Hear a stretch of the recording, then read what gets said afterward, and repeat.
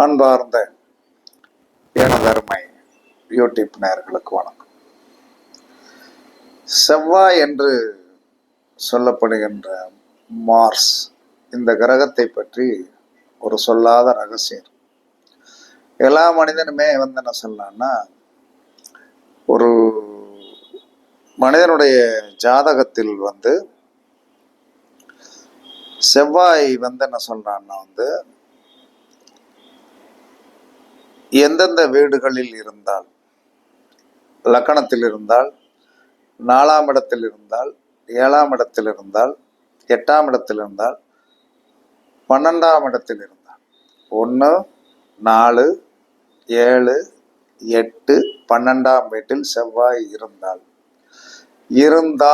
அப்படின்னா இருக்கிறவங்க என்ன சொன்னா சோம்பேறித்தனமா இருக்கக்கூடாது. லக்கணத்தில் செவ்வாய் இருந்தால், செவ்வாய் என்பது ஆற்றல், தைரியம். ஒரு போட்டிகளில் என்ன சொல்லலாம்னா உடனே வெற்றி பெற்று என்ன சொல்லலாம்னா உடனே அந்த காரியத்தை நடத்த வேண்டும் என்று சொல்லக்கூடிய ஒரு ஆர்வம் மிகுதியான ஒரு கிரகம். செவ்வாய் இருந்த வீடு தான் எல்லா மனிதனுடைய லட்சியம். அதனால நினைச்சுட்டேன், செவ்வாய் இருந்த வீடு தான் உங்களுடைய வாழ்க்கையின் லட்சியமாகவே இருக்கும். அதுல அந்த செவ்வாயை நீங்கள் பயன்படுத்தினீர்கள் என்று சொன்னால், எந்த இடத்துல இருக்கிறதோ அந்த இடத்திற்குண்டான காரகத்துவத்தை சரியாக பயன்படுத்தினால் அந்த இடத்துல இருந்து ஒரு பெரிய வெற்றி இருக்கிறது. இது பொதுவான விதி. ஆனால் செவ்வாய் என்ன சொன்னான்னா 1, 4, 7, 1, 4, 7, 8, 12 இருந்தால் நீங்கள் அந்த செவ்வாயை எப்படி இயக்க வேண்டும் என்று சொன்னால் உடற்பயிற்சியால் இயக்கணும். செவ்வாய்க்கு உடற்பயிற்சி என்பது ரொம்ப பிடிக்கும். அப்ப உடற்பயிற்சி அப்படிங்கிறது இதை வச்சுதான் வெற்றி பெற முடியும். அப்ப வெற்றி பெற முடியும் அப்படின்னு சொல்லி வரும்போது என்ன சொல்லலாம்னா ஒரு மனிதனுடைய வாழ்க்கையில் லக்கணத்தில் செவ்வாய் இருந்தால் அவன் கண்டிப்பாக எக்ஸசைஸ் செஞ்சாகும். 4ஆம் இடத்தில் இருந்தாலும் எக்ஸசைஸ் செஞ்சாகணும். 7ஆம் இடத்தில் இருந்தாலும் எக்ஸசைஸ் செஞ்சாகணும். 8ஆம் இடத்தில் இருந்தாலும் எக்ஸசைஸ் செஞ்சாகணும். 12ஆம் வீட்டில் இருந்தாலும் எக்ஸசைஸ். அப்ப 5 வீடுகளை செவ்வாய் இருக்கிற வீடுகள், அது எந்த ஆதிபத்தியமுடைய வீடா இருந்தாலும், பகை வீடாக இருந்தாலும் சரிதான், நட்பு வீடாக இருந்தாலும் சரிதான், எந்த வீடாக இருந்தாலும் சரிதான், 1, 4, 7, 8, 12 செவ்வாய் இருந்தால் இவர்கள் கண்டிப்பாக உடற்பயிற்சி செய்ய வேண்டும். அப்படி உடற்பயிற்சி செய்தால் அந்த இடத்துல என்ன சொல்லலாம்னா நீங்கள் வலிமை அடைவீர்கள். இப்ப 4ஆம் லக்கணத்தில் இருந்தால் அவர் காலையில் எந்திரிச்சவன ஒரு 1/2 உடற்பயிற்சி செய்தார் என்று சொன்னார். லக்கணத்தில் இருந்தால் என்ன சொன்னான்னா இதனால் அவருக்கு என்ன கிடைக்கும் அப்படின்னு, இவர் உடற்பயிற்சி செஞ்சா நல்லா இருப்பார். லக்கணத்தில் செவ்வாய் உடற்பயிற்சி செய்தால் நல்லா இருப்பாரு. இதை இவர் செய்யாட்ட என்ன செய்வாரு, செய்யலைன்னா என்ன செய்வானா கோபம் அதிகமாக வரும், அவசர புத்தி இருக்கும், வாக்குவாதம் இருக்கும், யோசிக்காமல் முடிவெடுத்துருவார். அப்ப அதாவது என்ன சொன்னா ஒரு ஆற்றல் மிக்க கிரகத்தை அதோடைய காரகத்துவத்தை நாம் இயக்கினோம் என்று சொன்னால், ஒரு ஆற்றல் மிக்க ஒரு கிரகத்தை நாம் இயக்கினால்தான் அது என்ன சொன்னா அதுக்கு பாசிட்டிவ் இருக்கு, நெகட்டிவ் இருக்கு. அப்ப அதை நம்ம சமன்படுத்தணும். அப்ப 1ஆம் இடத்தில் இருக்கின்ற அந்த செவ்வாயை நாம் இயக்காமல் இருந்தால் கோபம் அதிகமாக வரும், அவசரம் நிறைய பற்றுவீங்க, வாக்குவாதம் நிறைய இருக்கும், யோசிக்காமல் முடிவெடுத்துருவீங்க. இதை தவிர்ப்பதற்கு இந்த உடற்பயிற்சியை நீங்கள் செய்தீர்கள் என்று சொன்னால் இதிலிருந்து நீங்கள் தப்பித்துக் கொள்வீர்கள். அதற்கடுத்து செவ்வாய் 4ஆம் வீட்டில்னால் உள்ளுக்குள் ஒரு அமைதி இல்லாமல் இருக்கலாம். ஒரு மனசுக்குள்ள ஒரு அமைதி இருக்காது, மன அழுத்தம் இருக்கும், வீட்டில் கருத்து வேறுபாடுகள் வரும், உணர்ச்சி பதற்றம் கண்டிப்பாக வரும். அப்ப என்ன செய்யணும், எக்ஸசைஸ் பண்ணணும். எக்ஸசைஸ் என்பது கொஞ்சம் ஓடுவது அல்லது ஒரு ஜாக்கிங் பண்ணுவது, ஏதோ ஒரு விதத்தில் அந்த உடலை என்ன சொல்லலாம்னா நாம் வந்து என்ன சொன்ன வேர்வை தண்ணி வழுகின்ற அளவுக்கு வேர்வை தண்ணி வருகின்ற அளவுக்கு நாம் வந்து உடலை வந்து என்ன சொன்னா இம்சைப்படுத்தணும்னு சொல்லுவாங்க இல்லையா, அந்த இம்சையை பட்டாகணும். அப்ப 4ஆம் இடத்தில் வந்து செவ்வாய் இருந்தால் உள்ளுக்குள் அமைதியின்மை இருக்கும், மன அழுத்தம் இருக்கும், வீட்டில் கருத்து வேறுபாடு இருக்கும், உணர்ச்சியில் பதட்டம் இருக்கும். அப்ப இதை நாம் சரி செய்வதற்கு உடற்பயிற்சி செய்தே ஆக வேண்டும். அதற்கடுத்து செவ்வாய் 7ஆம் வீட்டில் இருந்தால், செவ்வாய் ஒரு மனிதனுக்கு 7ஆம் வீட்டில் இருந்தால் உறவுகளில் வந்து என்ன சொன்னா பதற்றம் அதிகரிக்கலாம். செவ்வாய் 7ஆம் வீட்டில் இருந்தால் உறவுகளில் பதற்றம் அதிகரிக்கலாம். அதே சமயத்துல வாக்குவாதம் வந்துடும், எரிச்சல் வந்துடும், பொறுமையின்மை வந்துடும். இதெல்லாம் எங்க வந்து பொட்டிடும், டபக்கன் வந்து என்ன சொன்னா அந்த உறவுகளிடம் போய் வந்து என்ன சொன்னா டபக்கன் வந்து கொட்டி வந்து என்ன சொன்னா நாமளே நம்மளை கவுத்து கொள்கின்ற மாதிரி. நண்பர்களிடமும் எதிர்த்த வந்த ஒருத்தருக்கு 7ஆம் இடத்துல செவ்வாய் இருந்த ஒரு ஜோசியம் சொல்றான்னு எதுக்கு உட்காந்துருக்கிறவனை போய் கண்ணாமண்ணான்னு பேசி வந்து டென்ஷன் ஆக்கிடுவார். அப்ப அவர் அந்த உடற்பயிற்சி என்று சொல்லக்கூடியது 7ஆம் இடத்தில் இருந்தால் செய்யணும். அதற்கடுத்து 8ஆம் வீடு, 8ஆம் வீட்டில் செவ்வாய் இருந்தால் ஆழமான தீவிரமான ஆற்றல் வந்து உள்ளுக்குள் தேங்கி இருக்கும். ஆழமான தீவிரமான ஆற்றல் தேங்கி இருக்கும். இதனால் மன அழுத்தம் இருக்கும், பதட்டம் இருக்கும், தன்னைத்தானே பாதிக்கும் பழக்கங்கள், கெட்ட பழக்கங்கள், தன்னைத்தானே பாதிக்கும் கெட்ட பழக்கங்கள் இருக்கும். அந்த இதெல்லாம் சமநிலைப்படுத்தணும்னா 8ஆம் இடத்தில் இருக்கின்ற செவ்வாய்க்கு என்ன செய்யணும், கண்டிப்பாக உடற்பயிற்சியை கொடுக்கணும். செவ்வாய் 12ஆம் வீட்டில் இருந்தால், இங்க இருந்தால் என்ன அதிக சிந்தனை இருக்கும், தூக்க பிரச்சனை இருக்கும், உள்ளுக்குள் அடக்கி வைத்த கோபம் இருக்கும், சோர்வு இருக்கும். அதனால் கண்டிப்பாக என்ன சொன்னான்னா வந்து நீங்கள் உடற்பயிற்சி செய்யணும். அப்ப செவ்வாயை வந்து நீங்க கட்டுப்படுத்த முயற்சிக்காதீர்கள். இந்த கருத்துப்படி செவ்வாயை அடக்க வேண்டாம், அதற்கு வேலை கொடுங்கள். செவ்வாயை அடக்கக்கூடாது, அது ஒரு வேகமான கிரகம். அப்ப வேகமான கிரகம் அப்படின்னு சொல்லி வரும்போது என்ன சொல்றேன்னா அந்த வேகமான கிரகத்தை போய் நம்ம கட்டி போட்டு உட்கார்ந்துருந்தோம்னா என்ன செய்யும், அதுக்கு மேல வந்து என்ன சொல்றேன்னா இப்ப ஒரு காளமாடு மாதிரி, காளமாடு ஜல்லிக்கட்டு காளமாடை வந்து என்ன செய்யுங்க கட்டி போட்டு வந்து என்ன சொன்னா இது பண்ணீங்கன்னா அதை கொஞ்சம் அவுத்து விட்டு தண்ணீரில் நீச்சல் காட்டி அதை வந்து என்ன சொன்னா ஒரு காட்டுல வந்து உழவடிச்ச காட்டுல வந்து விட்டு வந்து என்ன சொன்னா என்ன செய்யணும், அதோடைய வேகத்தை எல்லாம் குறைக்கணும். அப்ப வந்து என்ன சொன்னா இதுக்கு என்ன செய்யணும்னா என்ன பயிற்சி எடுக்கணும், என்ன பயிற்சி எடுத்தால் நீங்கள் நல்லா இருப்பீங்கன்னா நடக்கணும், ஓடணும், உடற்பயிற்சி செய்யணும், தற்காப்பு கலை வந்து கற்கணும், நீச்சல் கற்றுக்கிடணும். நீச்சல் கண்டிப்பாக கற்றுக்கொள்ளணும். அப்பங்கும்போது செவ்வாய் என்று சொல்லக்கூடியது ஒரு எனர்ஜி, செவ்வாய் என்பது ஒரு எனர்ஜி. அப்ப அந்த செவ்வாய் என்று சொல்லக்கூடிய எனர்ஜியை நீங்கள் என்ன செய்யணும் அப்படின்னா சேமித்து வைக்கக்கூடாது, சேமித்து வைக்கக்கூடாது. அப்ப அந்த சேமித்து வைக்கும் போது என்ன சொல்லலாம்னா அது வந்து என்ன சொன்னா கொந்தளிக்க ஆரம்பிச்சிடும், கொந்தளிக்க ஆரம்பிச்சிடும். அதை அப்பப்ப வந்து என்ன சொன்னா ரிலாக்ஸ் பண்ணணும்னா அதோடைய போக்குப்படி தான் நீங்க போகணும்.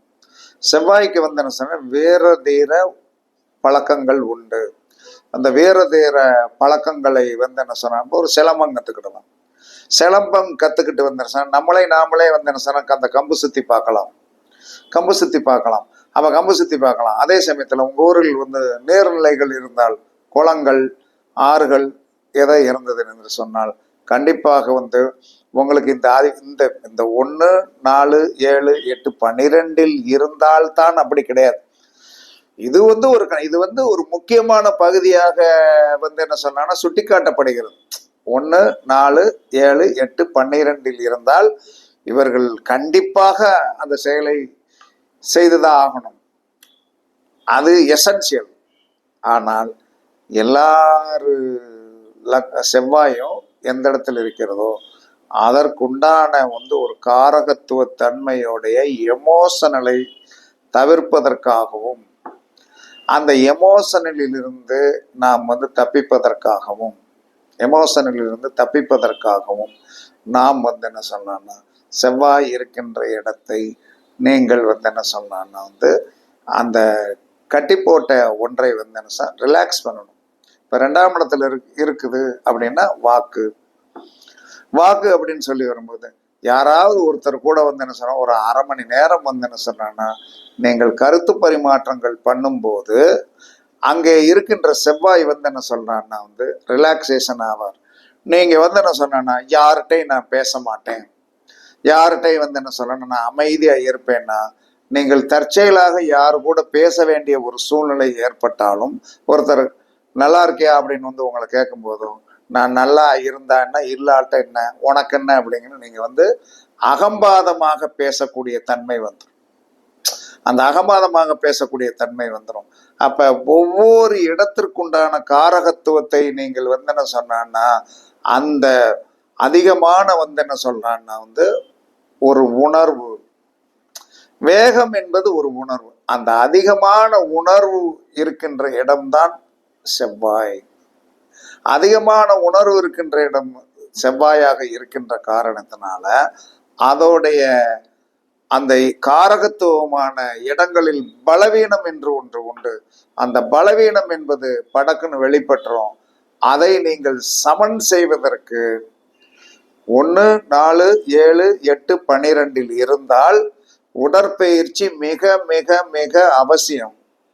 அதே சமயத்தில் மற்ற இடங்களில் இருந்தால் அந்த காரகம் சார்ந்த விஷயத்தில் நீங்கள் அதை கொஞ்ச நாள் வந்து என்ன செய்ய ஒரு கார் வாங்கியிருக்கோம், நமக்கு தேவையில்லை, ஏதோ ஒரு வாரத்துக்கு ஒருக்க எடுப்போம்னா டெய்லி என்ன செய்யணும், காலையில் எழுந்திரிச்சு காரை வந்து என்ன சொல்லணும் ஒரு 10 நிமிஷம் 15 நிமிஷம்னாலும் கண்டிப்பாக வண்டியை என்ஜினை ஸ்டார்ட் பண்ணி விட்டீங்கன்னா அந்த கார் வந்து ஜாம் ஆகாது.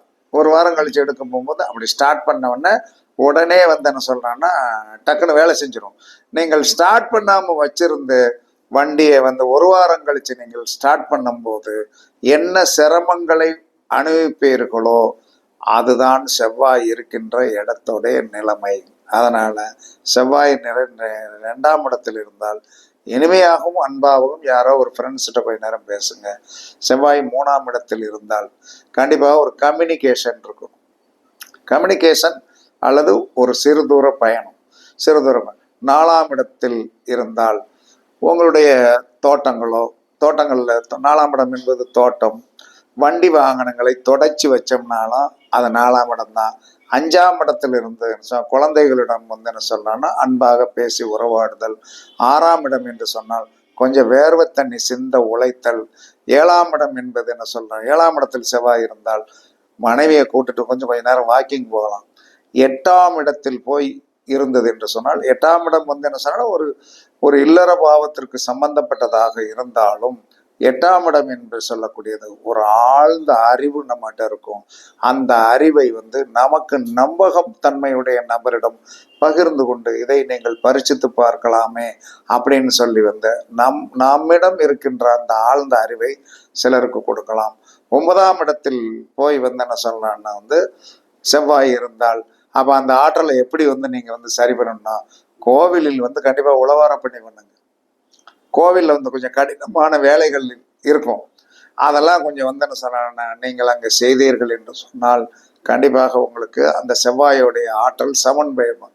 10ஆம் இடத்தில் இருந்தால் செவ்வாய் இருந்தாலும் திக்பலம், நீங்கள் முதலாளி என்று சொல்லக்கூடிய ஆதிபத்தியத்தை விடுத்து நீங்களும் ஒரு வேலைக்காரனாக அந்த இடத்தில் செயல்பட்டீர்கள் என்று சொன்னால் அது வெற்றியை கொடுக்கும். 11ஆம் இடம் என்பது காரிய வெற்றி. 11ஆம் இடத்தில் வந்து செவ்வாய் இருப்பது காரிய வெற்றி. அந்த காரிய வெற்றிக்கு வந்து என்ன சொன்னான்னா யாரோ ஒருத்தர் இந்த காரியத்தை நம்ம தலைமை பண்புல இருக்கோம், இந்த காரியத்தை செஞ்சு கொடுத்துருவாங்க. அப்படிங்கும்போது உங்களுக்கு தண்ணீர் தேவைப்படுகிறது, அங்கிருந்து ஒருத்தனை கூப்பிட்டு அந்த தண்ணியை குடிக்கிறத விட விறுவிறுன்னு எந்திரிச்சு போய் நம்ம அந்த தண்ணியை குடிச்சிடும். அப்ப அந்த ஆற்றல் வந்து சமன் செய்யப்படுகிறது. 12ஆம் இடத்தில் இருந்தால் கண்டிப்பாக உடற்பயிற்சி பண்ணித்தான் ஆகணும். அப்ப இது ஒவ்வொரு மனிதனும் வந்து தன்னுடைய வாழ்க்கையில் வந்து சில விஷயங்களை தெரிந்து வைத்திருக்க வேண்டும். அப்ப செவ்வாய் என்பது ஒரு அற்புதமான வந்தனசனம். உங்களுடைய நீங்கள் இந்த பூமிக்கு எதற்காக வந்திருக்கிறீர்கள், செவ்வாய் என்று சொல்லக்கூடிய ஆதிபத்தியமுடைய கிரகம் எந்த இடத்தில் இருக்கிறதோ அதுதான் இந்த உயிருள்ள வரை உங்களுடைய உண்மையான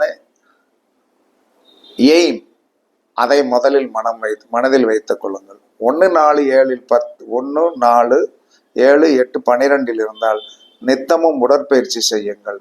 மற்ற இடங்களில் இருந்தால் அந்த காரகத்துவ உறவுகளிடமும் அந்த காரகத்துவ அமைப்புகளிடமும் நீங்கள் என்ன சொன்னா ரொம்ப கேஷுவலா என்ன சொன்னா அந்த உங்களுடைய ஆணவத்தை விடுத்து கொஞ்சம் ரிலாக்ஸ் மைண்டாக நீங்க அந்த இடத்தை பயன்படுத்தும் போது செவ்வாயோடைய டிப்ரெஷனில் இருந்து நீங்கள் தப்பித்து வெற்றி பெறுவதற்குண்டான வாய்ப்புகள் உருவாகும் என்று சாஸ்திரம் சொல்லுகிறது. நான் சொல்லல, பரிச்சித்து பாருங்கள், வெற்றி பெறுங்கள் என்று கூறி உங்களிடமிருந்து விடைபெறுவது சிப்பிப்பாறை ஜோதிடர் சாதி ராகவன் ஜெயபாலாஜி.